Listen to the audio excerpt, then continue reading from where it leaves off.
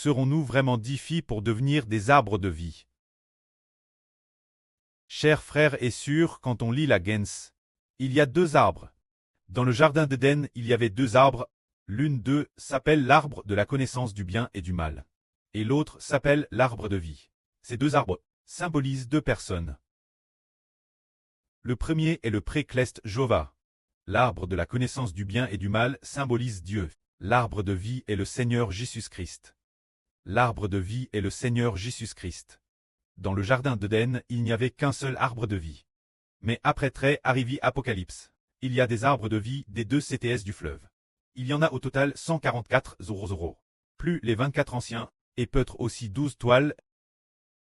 Ils deviennent tous des arbres de vie. Quelle en est la raison? En fait, ceux qui sont rachetés par Jésus-Christ, ils doivent tous grandir pour devenir des arbres de vie. Car tout comme si nous prenions un exemple, la semence de l'arbre de vie finit par devenir une pousse. Après avoir grandi, ne deviendra-t-elle pas également un arbre de vie? Par exemple, le pommier. La semence du pommier est plante dans la terre. Et après avoir grandi, elle doit devenir un pommier. Ainsi, le Seigneur Christ nous rachète. Une fois que l'Esprit venant de lui a grandi, nous serons comme le Seigneur Jésus-Christ. C'est pourquoi nous, les Tréclestes, sommes 10 fils pour devenir des personnes capables de donner la vie éternelle.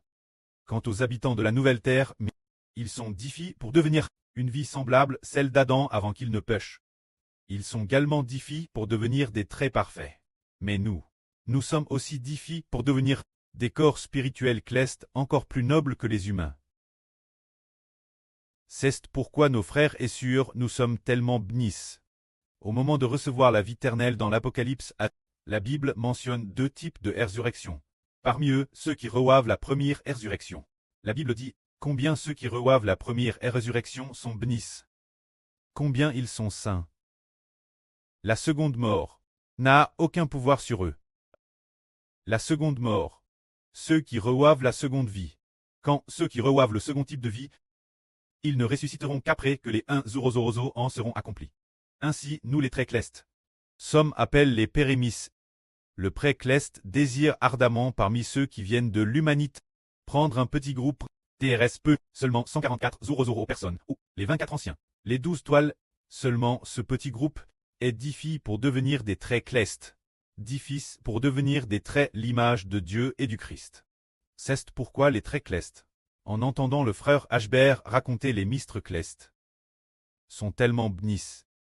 Et le frère Ashbert peut-il raconter ce genre de vie cleste? Oui, car le pré-cleste a dit Ashbert. J'établisse le frère Ashbert comme près du royaume des cieux. Se dire le preux du royaume cleste. Ainsi, puisqu'il est le preux des traits clestes, il peut comprendre les mystres clestes, afin que les enfants clestes, après avoir entendu, puissent recevoir la vie cleste. Recevoir une vie semblable, celle de Dieu et du Christ. Cependant, le pré-cleste a aussi dit que le frère Ashbert est aussi le près de la terre. Ainsi, il peut aussi parler de la vie éternelle sur la nouvelle terre. De ce genre de vie semblable, celle d'Adam. Tant la fois le pré-cleste et le preux de la nouvelle terre, il a reçu les 2 titres de preux. L'un est le près du royaume cleste, et l'autre est le près de la nouvelle terre. Alors, ce dont frère Heber parle maintenant est cette vie cleste, pour que tous ceux qui écoutent reçoivent cet esprit cleste, et soient plans et bêtises par Dieu et le Seigneur Christ. Devenant une nouvelle création, l'image de Dieu et du Seigneur Christ. Cette gloire incomparable manifestant l'essence de Dieu. Cette vie d'un éclat incomparable. Que la gloire soit auprès et au Seigneur. Amen.